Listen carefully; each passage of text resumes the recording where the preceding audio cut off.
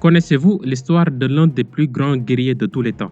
Un homme qui a unifié des tribus entières et conquis des terres à une vitesse incroyable, devenant ainsi le fondateur de l'un des plus grands royaumes de l'histoire africaine, le royaume Zoulou. C'est l'histoire d'un homme dont le nom est devenu synonyme de puissance, de courage et de détermination. Shaka Zulu. Comment ce berger qui était méprisé et maltraité est devenu en quelques années seulement un conquérant légendaire? J'espère que vous êtes bien installés car l'histoire qui va suivre mérite largement d'être enseignée dans nos écoles africaines. Et c'est parti.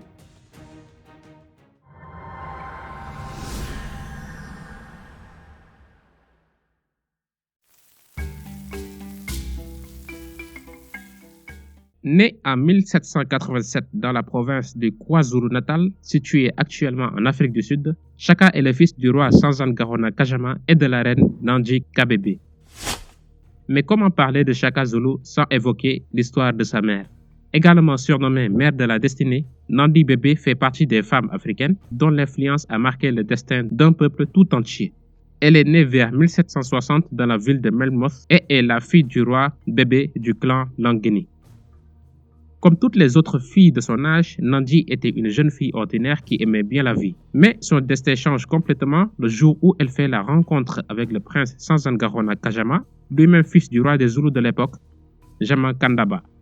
Malgré qu'il soit déjà marié, Sanzan-Garona tente de séduire la jeune Nandi, très connue pour sa haute estime de soi, sa beauté et son élégance.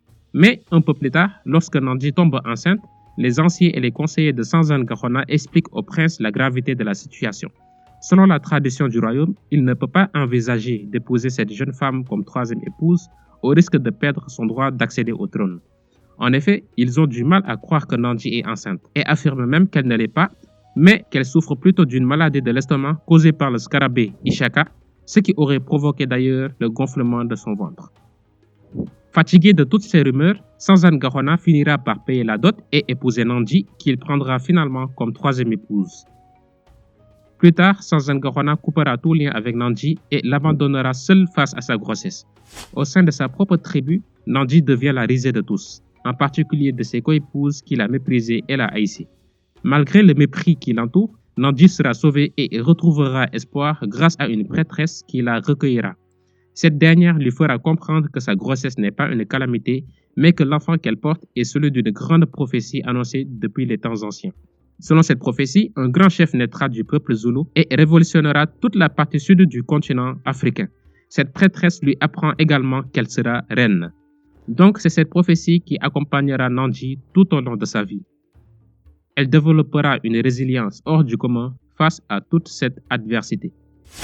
Quelques mois plus tard, Nandi donnera naissance à un nouveau bébé, un prince Zoulou qu'elle décide d'appeler Shaka pour faire référence à ce coléoptère intestinal et parasite Ishaka. Son vrai nom est donc Shaka Kasazan-Garona. Malheureusement pour Nandi, ce n'était que le début de ses malheurs. Alors que son père maltraite et humilie sa mère, Shaka n'a que 6 ans, mais commence à développer un mental d'acier et une personnalité assoiffée de vengeance. Confronté à l'injustice, Nandi craint pour la vie de son fils et décide de fuir avec Shaka pour retourner dans sa tribu, les Elengani. L'accueil est tout sauf chaleureux car Nandi et ses enfants sont encore victimes d'humiliation et de traitements cruels de la part des garçons de Langeni. Un jour, Shaka est même battu et laissé pour mort sur le terrain car les enfants de son âge le considèrent désormais comme un bâtard, c'est-à-dire l'enfant conçu hors mariage. Pour Nandi, c'est la goutte qui a débordé le vase. Elle décide alors de quitter sa tribu pour un voyage incertain. Elle est finalement recueillie avec ses enfants par Dengue Soyo, chef de la tribu des Tetwa, une fédération d'une trentaine de tribus Nguni. Là, il faut savoir que Dengue Soyo avait toujours voulu épouser Nandi, mais celle-ci n'avait jamais été intéressée. Malgré tout, Dengue Soyo accueille la famille à bras ouverts et avec amabilité. Il parvient également à remarquer le caractère courageux et les capacités guerrières remarquables de Shaka. Il l'entraîne dans son armée jusqu'à ce que la renommée du jeune homme rayonne partout. Sous la protection de Dengue Soyo, Shaka devient athlétique, courageux et discipliné et commence même à prendre de l'influence et devient bientôt un guerrier assoiffé de pouvoir. Aucun combattant ne pouvait le battre en combat à main nue. Et c'est ainsi qu'il devient le bras droit et le porte-parole de Dengue Soyo. Lorsque Sanzan-Garona, le père de Shaka, apprend la renommée de son fils auprès de Dengue Soyo, il est fou de rage. car il refuse qu'un étranger profite des capacités de son fils et décide alors d'aller le récupérer lui-même chez Denguis Wayo. Chaka accepte de retourner, mais avec une stratégie en tête, améliorer sa connaissance sur le fonctionnement de l'armée Zoulou. Il intègre aisément l'armée de son père et, grâce à ses capacités remarquables, il est bientôt promu au poste de commandant de chef. Cependant, Chaka refuse le poste que lui propose son père et le met en garde. Il lui promet de se venger de l'humiliation et de la souffrance infligée à sa mère et de devenir le chef suprême des Zoulous de gré ou de force. Chaka quitte alors le royaume Zoulou. Mais un événement va complètement bouleverser le reste de sa vie, la mort de son père, Sansan Gahona Kajama. En effet, à la mort de son père, c'est Sigujana Kasasan Gahona, l'un des demi-frères de Chaka, qui va assurer sa succession conformément à la volonté de leur père qui ne voulait pas que Chaka soit l'héritier au trône. Appuyé par son mentor Denguis Wayo, Chaka réussit à tuer Sigujana qui trouve la mort dans une bataille extraordinaire. Chaka devient ainsi le chef du royaume Zoulou en 1816. À partir de cette date, une nouvelle ère commence. Chaka devient alors un chef impitoyable et inflexible. Il applique des idées révolutionnaires en transformant en profondeur les traditions de ce peuple qu'il considère comme une perte de temps et se consacre désormais à la conquête de nouvelles terres tout en continuant à combattre pour Denguis Wayo. Il confie à Nandji le titre de reine-mère qui devient sa conseillère. Mais Denguis Wayo, le mentor de Chaka, se retrouve en difficulté face à un redoutable guerrier, Zuide Kalanga, chef de la tribu des Ndwandé, une grande puissance de la sous-région. Vers 1812, les Ndwandé attaquent à la fois les Mtetwa, les Zoulous et les autres populations du nord. 6 ans plus tard, Zuide parvient à capturer et assassiner le chef Denguis Wayo. Lorsque Chaka apprend la nouvelle, il arrive sur le champ de bataille très en colère et trouve la tête de son suzerain empalée sur un pieu planté sur la place publique devant le lieu du conseil. Partout, c'est le désarroi et la peur. Mais Chaka veut coûte que coûte venger son mentor. Les régiments de la tribune Tetwa élisent donc Chaka au titre de chef souverain à la suite de cet événement tragique. Cependant, Chaka veut renommer ses tribus à un nom qui sonne comme un tambour de guerre et tonne comme un grondement d'orage. D'où le terme Zoulou en référence au ciel. Ce terme vient du mot Amazulu qui signifie ceux du ciel. Lui-même, il avait l'habitude de le dire. Je ressemble à ce grand nuage où gronde le tonnerre. Personne ne peut l'empêcher de faire ce qu'il veut. Moi aussi, je regarde les peuples et ils tremblent. Très vite, Chaka défait les troupes de Zuide lors de 2 batailles difficiles où il utilise son sens aigu de la stratégie. Zuide s'enfuit et meurt peu après. Chaka décide alors de soumettre tous ses sujets au service militaire, crée un corps féminin, impose la langue zoulou à ses voisins et réorganise l'armée zoulou de manière permanente. Il abolit l'initiation des jeunes hommes, mais conserve la division en classes d'âge pour former des régiments. Il multiplie les exercices physiques et motive les soldats par des concours d'épreuves, offrant aux vainqueurs les plus belles filles, elles-mêmes déjà initiées à la lutte et au combat. Les vieillards des peuples vaincus sont supprimés, les femmes et les jeunes incorporés. Tous les jeunes des pays vaincus ont la vie sauve à condition d'abandonner leur nom et leur langue et de devenir de véritables Zoulous. C'est ainsi que le clan Zoulou devient un royaume très redoutable. Cependant, le pouvoir de Chaka n'est ni illimité ni purement personnel. Il est contrôlé par les chefs les plus importants avec lesquels Chaka doit concerter ses décisions et ses actes. Avec son armée constituée de 100 régiments, soit 100 000 soldats, Chaka est à l'initiative de diverses réformes militaires, sociales, culturelles et politiques. Il a centralisé le pouvoir au sein de l'État zoulou et en y pratiquant une véritable hiérarchie. Les réformes les plus importantes sont celles de son armée avec des tactiques innovantes ainsi que de nouvelles armes qu'il a lui-même conçues.